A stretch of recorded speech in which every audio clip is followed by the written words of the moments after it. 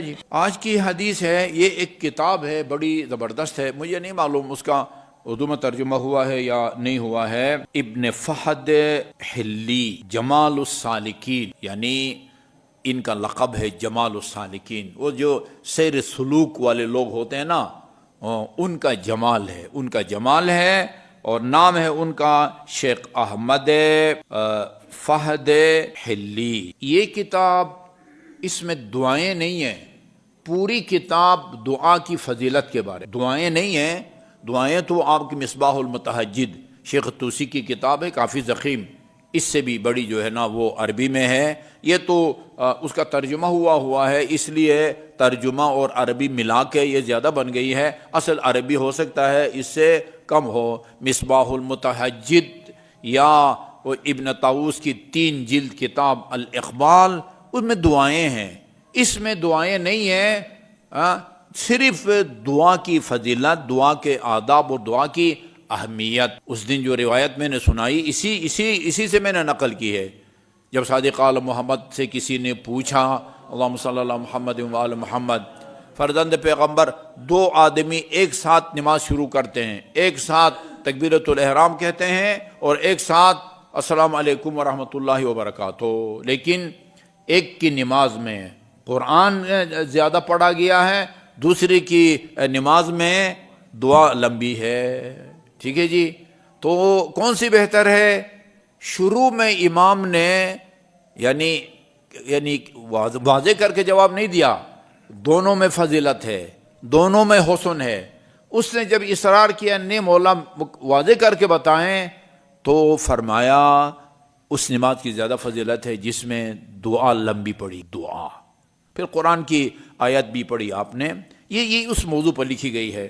اس میں ایک روایت ہے رسول خدا صلی اللہ علیہ وآلہ وسلم کی ہے، الا ادلکم علی ابخل الناس واکسل الناس واسرق الناس واجفع الناس واعجز الناس، تمہیں بتاؤں کہ سب سے بڑا بخیل کون ہے، سب سے زیادہ سست، فارسی میں تنبل کہتے ہیں، عجیب نام ہے تنبل، ہاں، سب سے زیادہ سست یا سب سے بڑا سست، سب سے بڑا چور، سب سے بڑا ظالم اور زیادتی کرنے والا، اجفع الناس، اردو میں استعمال ہوتا ہے ظلم و جفا، ظلم و جفا تقریباً یہ دونوں مترادف جو ہے نا وہ الفاظ ہیں۔ وہ حج کے موقع پر ایک روایت سناتے ہیں ہم حجاج کرام کو، آپ نے فرمایا جو حج کر کے مدینہ آ کے میری زیارت نہ کرے فقط جفانی، اس نے میرے ساتھ جفا کی ہے، ہاں، ظلم کیا ہے۔ بلکہ بعض روایات میں ہے حج کے بعد رسول خدا کی زیارت من کمال الحج، حق مکمل ہی نہیں ہے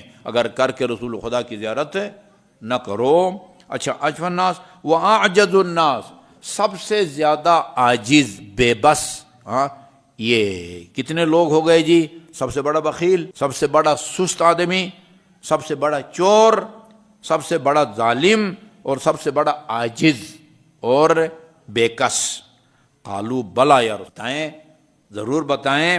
اما ابخل الناس فرجل یمر بمسلم ولم یسلم علیہ، سب سے بڑا کنجوس آدمی وہ ہے جو کسی مسلمان کے قریب سے گزرے اور اس کو سلام نہ کرے۔ ادھر مومن وغیرہ کی بات نہیں ہو رہی ہے، مسلمان جی، لا الہ الا اللہ محمد رسول اللہ کا اقرار کرتا ہو، وہ کسی جگہ بیٹھا ہوا ہو اور وہاں سے آپ گزریں اور اس کو سلام نہ کریں، ٹھیک ہے جی؟ یہ بھی ہے، اس کو بھی بخیل کہا گیا ہے، اور آپ نے اس آدمی کو بھی بخیل کہا گیا ہے کہ جو آن حضرت کا نام سنے اور آپ کی آل پر صلوات نہ بھیجے۔ اللہم صلی علی محمد و آل محمد۔ بلا یا رسول اللہ، جی ضرور بتائیں۔ اما ابخل الناس فرجل یمر علی بمسلم ولم یسلم علیہ۔ اچھا جی، واما اکسل الناس، سب سے زیادہ سست آدمی کون ہے؟ فرمایا فرجل فعبد صحیح، ایک آدمی صحیح ہے، الحمدللہ گونگا نہیں ہے، لا یذکر اللہ بشفت ولا لسان، جو لبوں دیکھیں، آیت اللہ محسنی کہتے تھے کہ میں آپ کو ایک ذکر بتاتا ہوں کہ جس میں ریاکاری کا کوئی چانس نہیں ہے. 10 بندے بیٹھے ہیں، ان دونوں کے درمیان میں آپ وہ ذکر جاری رکھیں، کسی کو پتہ نہیں چلے گا کہ یہ جو ہے نا وہ ذکر پڑھ رہا ہے. وہ کون سا ہے؟ لا الہ الا اللہ. وہ کس طرح بندے کو پتہ چلتا ہے لوگوں کو یہ ذکر پڑھ رہا ہے؟ جب لب ہلے نا، لب ہلے، بے بولیں لب ہلتا ہے، ہاں میم بولیں لب ہلتا ہے. لا الہ الا اللہ میں کوئی ایسا حرف نہیں ہے جس سے آپ کے لب ہلیں.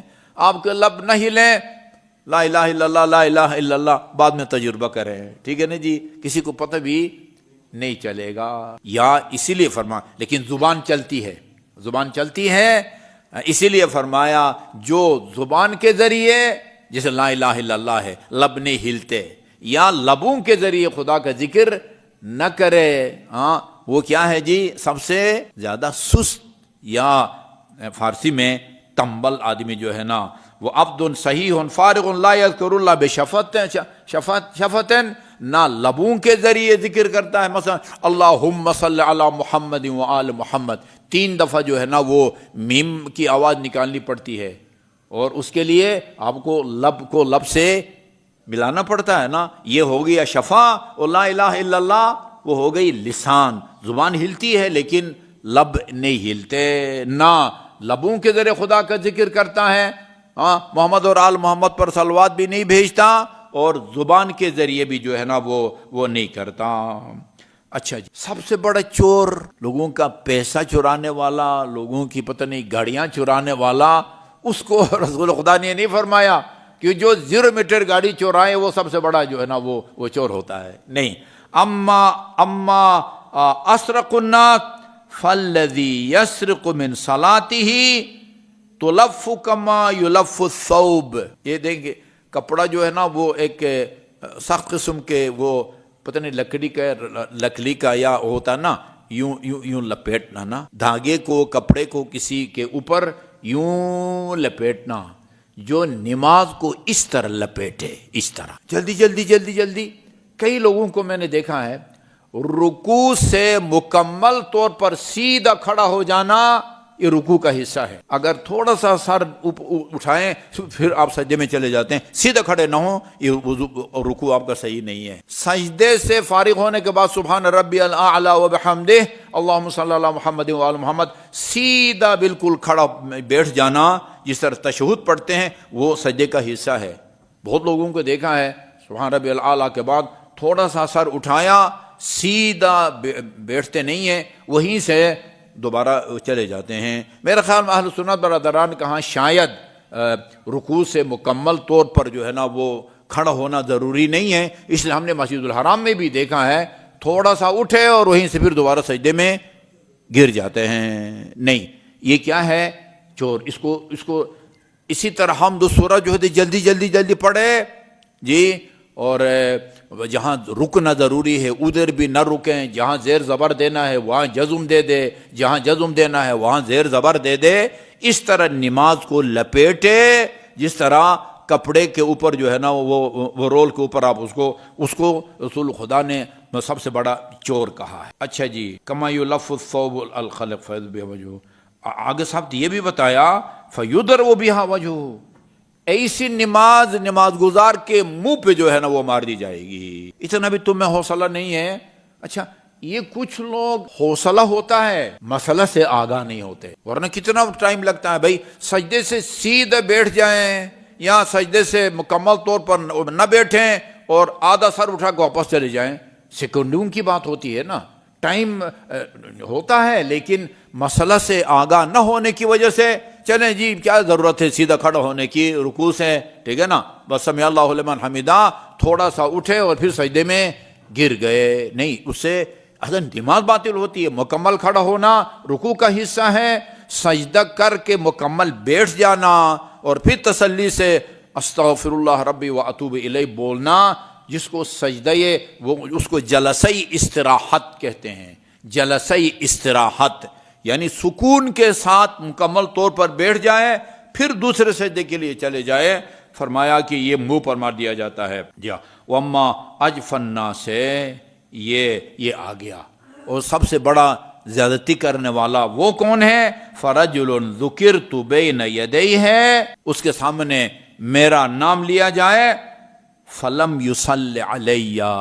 اچھا، یہ میں بار بار مجالس میں بھی عرض کر چکا ہوں کہ رسول خدا نے فرمایا کہ مجھ پر صلوات بھیجو، مجھ پر صلوات بھیجو، جو مجھ پر صلوات نہ بھیجے وہ کنجوس ہے. حتیٰ قرآن میں بھی سورہ احزاب کی آیت نمبر 56 میں ان اللہ ملائکتہ یصلون علی النبی، ادھر صرف نبی کا ذکر ہے، آل کا ذکر قرآن میں بھی نہیں ہے. لیکن جب پوچھا گیا کہ آپ پر صلوات کا کیا طریقہ ہے، پھر بخاری میں بھی اور ہماری کتاب وسائل الشیعہ کے اندر بھی بتایا، ہاں مجھ پر صلوات بھیجنے کا طریقہ یہ ہے، وہی درود ابراہیمی، اللہم صلی علی محمد وآل محمد کما صلیت و بارکت و ترحمت علی ابراہیم وآل ابراہیم انک حمید مجید. یہاں بھی آپ نے فرمایا ہے ولم یصلی علی، مجھ پر صلوات نہ بھیجیں. آپ پر صلوات بھیجنا، آل کا ذکر نہ کرنا بہت سختی سے منع فرمایا ہے. رسول خدا نے فرمایا ہے کہ لا تصلوا علیہ صلاۃ بطرا، ناقص درود نہ بھیجا کرو میرے اوپر.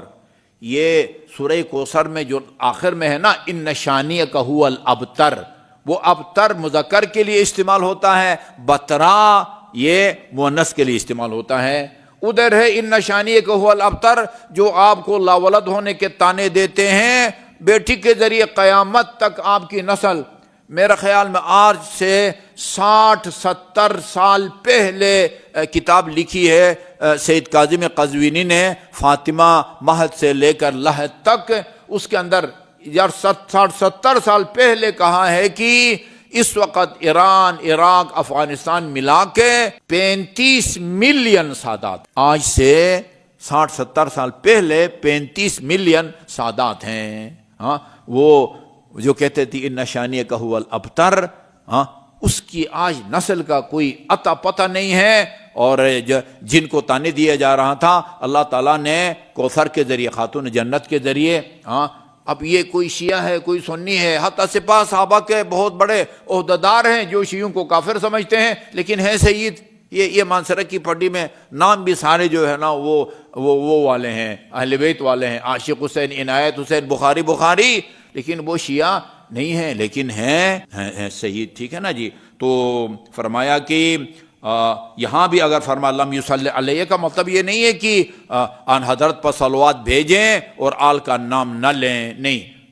آپ پھر بھی جو ہے نا کنجوس ہیں جب تک آپ کے ساتھ آپ کی آل پاک کا نام نہ لیا جائے. اللہم صلی علی محمد وآل محمد. اچھا جی، اور آخری وَأَمَّا أَعْجَزُ النَّاسِ، سب سے زیادہ عاجز اور ناتوان آدمی، فَمَنْ يَعْجِزُ عَنِ الدُّعَاءِ، جو خدا سے مانگنے سے عاجز. یہ پوری حدیث لائے ہیں اس آخری کی خاطر، چونکہ کتاب کا موضوع نماز نہیں ہے. کتاب کا موضوع جو ہے نا نماز پڑھنا یا وہ نہیں ہے، یہ دعا کی بات ہے. اس لیے فرمایا کہ وَأَمَّا أَعْجَزُ النَّاسِ فَمَنْ يَعْجِزُ عَنِ الدُّعَاءِ، جو اللہ تعالیٰ سے دعا کرنے سے عاجز آ جائے. اللہ محمد علی علی حق ہے، علی حق ہے، علی حق ہے، علی علی، جدھر حق ہے ادھر مولا، جدھر حق ہے